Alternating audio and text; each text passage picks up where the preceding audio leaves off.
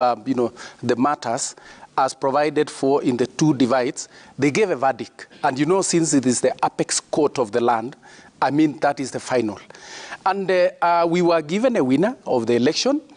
There was swearing in of a president.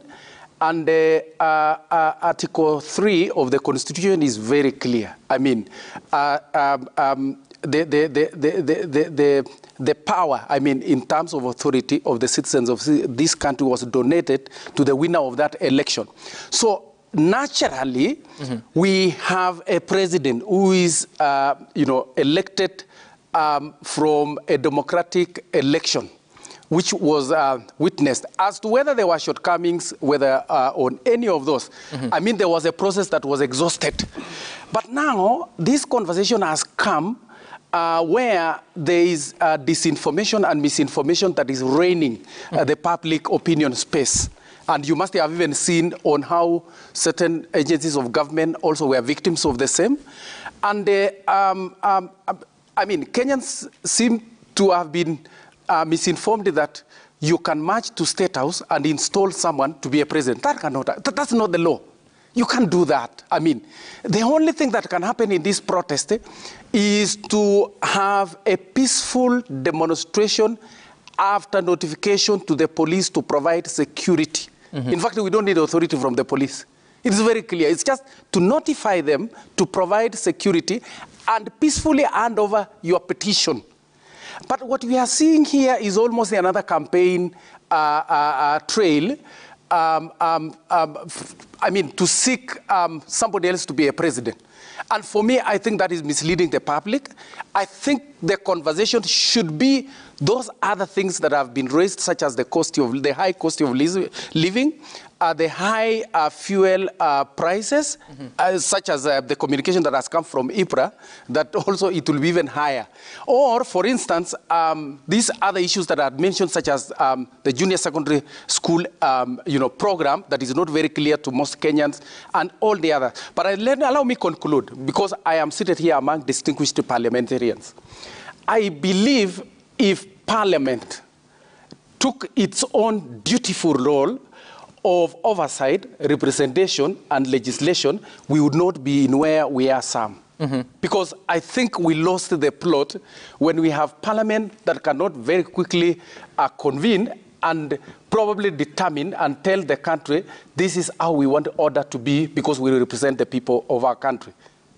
But let me ask you, because the Public Order Act you're referring to, Section 5, there's an area that it talks about the police shall respond to the notifier, telling them whether it's possible to hold the demonstrations or not. If in their opinion they feel it's not, then those demonstrations shall not be held on that particular day. So what should happen now? Because yes, the Azimio leadership went to see Adamson Bungei sometime last week, I think it was on Wednesday, and Bungei told them, you need to present this to the police stations. They later said that actually they served all the police stations within the city. I don't know whether that is true. But now the Inspector General has come out and said, we are not going to allow this. So should really the demonstrations continue after such a directive?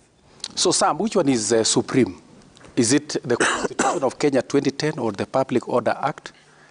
I think the Public Order Act should just be an enabler of what the Constitution says. But we are saying that the police have the dutiful role to provide security to the protesters, regardless of the divide. It could even be the Kenya Kwanza that are also planning for a demonstration. But they should not enjoy probably, let's say, for instance, an added advantage because it is the ruling regime over the opposition protesters. Everybody, it could even be a protestation of, let's say, farmers, tea farmers or maize farmers. They will notify the police because they know that is the right that the Constitution gives them. But you ask a very important question. We've seen the utterances by the Inspector General of Police. For me, I think it is not inspiring. It looks like this is final. It looks like I am the authority, I am, everything and all that kind of, affirmation that this is what is supposed. I talk from a citizen, pro-people perspective. Okay. If I wanted to demonstrate today, Do you not have a right as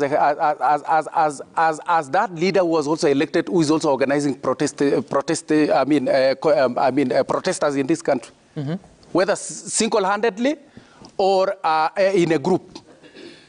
All you need is... I enjoy that, and I know that is provided for.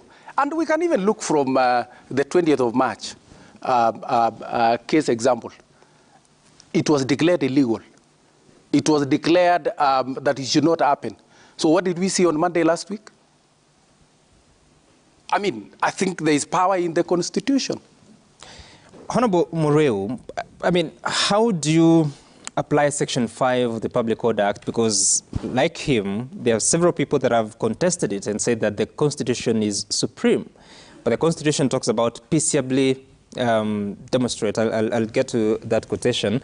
But how should you apply it in light of what the Inspector General is saying? I think these issues are in black and white, Sam. And number one, the Constitution, the way it is crafted, it provides for citizens to picket, demonstrate, and present petitions peacefully, and without, and when they are doing the picketing, not to carry any weapons.